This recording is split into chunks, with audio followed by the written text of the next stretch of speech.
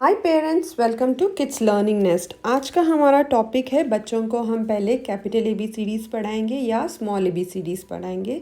बच्चों को हम पहले स्मॉल एबीसीडीज़ पढ़ाएंगे क्योंकि वो मोस्ट कॉमन वंस है। जहाँ पर भी आप अगर देखोगे तो 97% हमेशा आपको दिखेंगे स्मॉल एबीसीडीज़।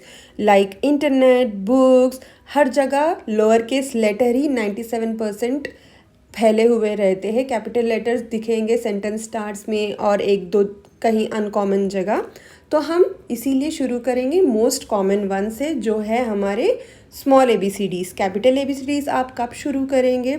जब बच्चे के स्मॉल एबीसीडीज़ हो जाए, बच्चे को हम कैपिटल एबीसीडीज़ सीखेंगे, पढ़ाएंगे।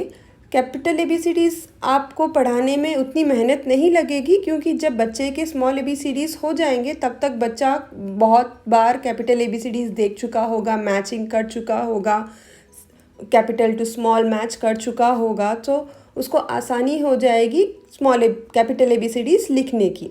तो चलिए देखते हैं स्मॉल एबीसीडीज़ फॉर्मेशंस कैसे होते हैं।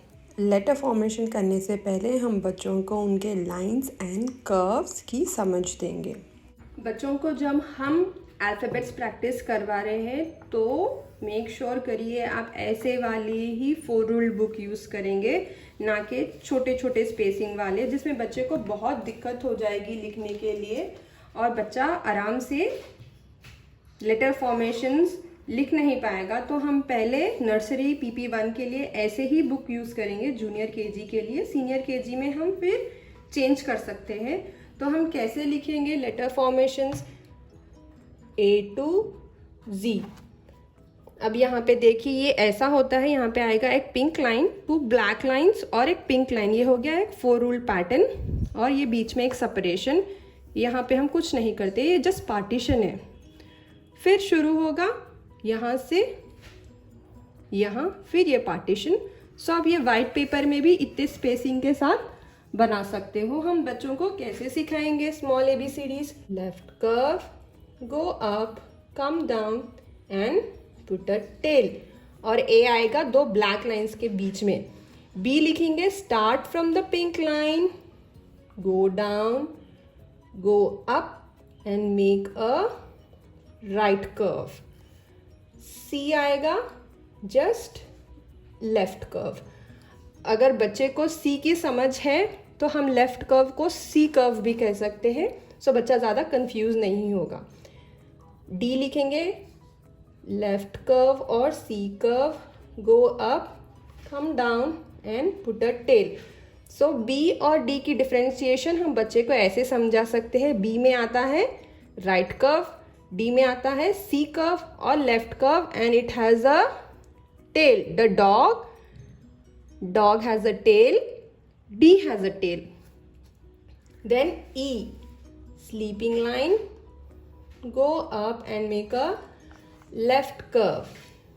F आएगा left turn, go down, touch the black line and put a sleeping line. तो जब भी आप बच्चे को ऐसे प्रैक्टिस करवा रहे हो, हमेशा बोलिए कि ये B starts from the pink line, D starts from the pink line, F starts from the pink line, and ये लेटर्स रहेंगे between 2 black lines। अगर बच्चा इस तरीके से लेटर सीखेगा एंड लेटर फॉर्म करेगा, बच्चे की हैंडराइटिंग बहुत ही नीट और गुड आएगी। G, left curve, go up, come down and put a monkey tail touching the pink line.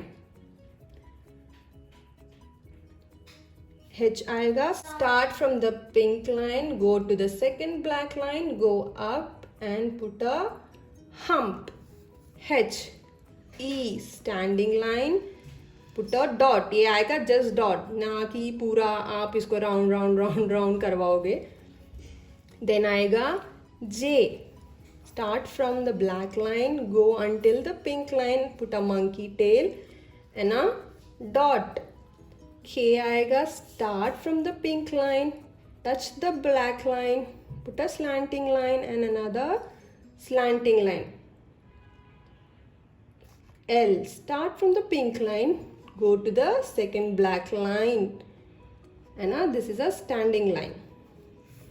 L. M आएगा between the two black lines. Standing line, go up, make a right turn and another right turn. N आएगा standing line, go up and make a right turn. right की ओर जा रहा है तो right turn. O कैसे लिखोगे? Left curve and complete the circle.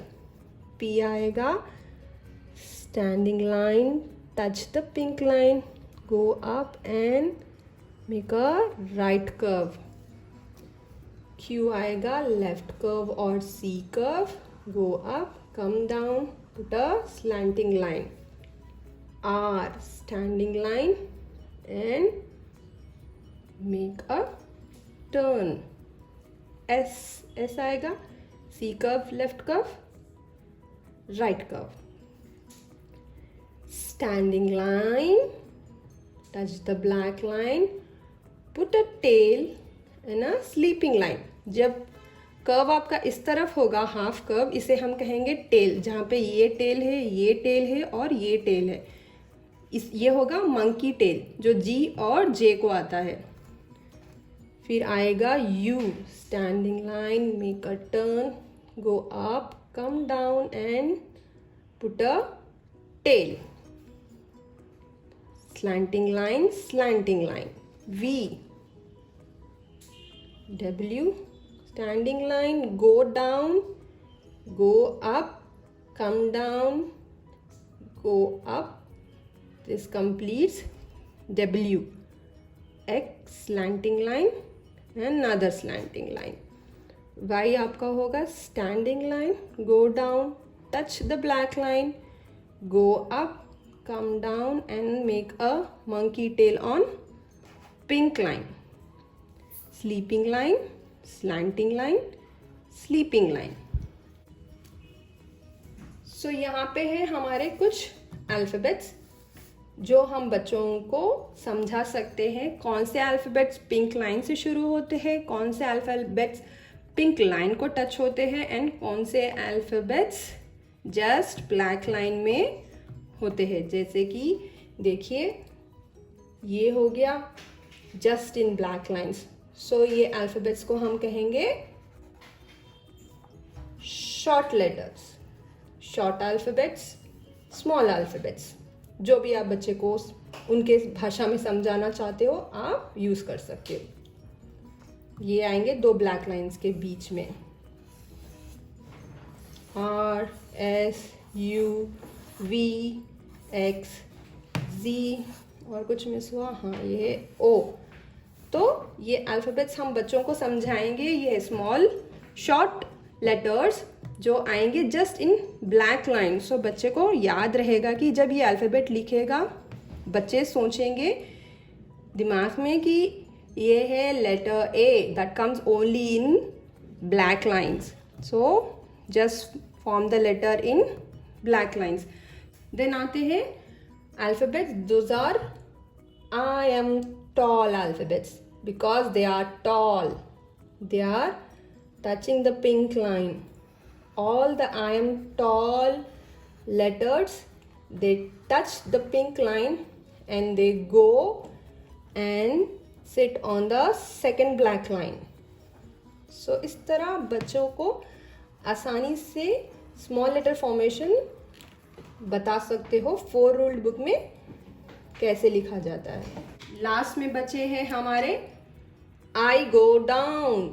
I go down letter से जो जाएंगे नीचे की ओर और टच करेंगे पिंक लाइन को. जैसे कि हो गया ये G, J, Q, P and Y.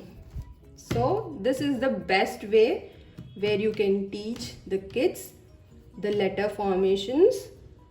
और इस तरीके से हम बच्चों को समझा सकते हैं कौन से अल्फ़ाबेट कहाँ शुरू होते हैं, कौन से अल्फ़ाबेट कहाँ ख़त्म होते हैं.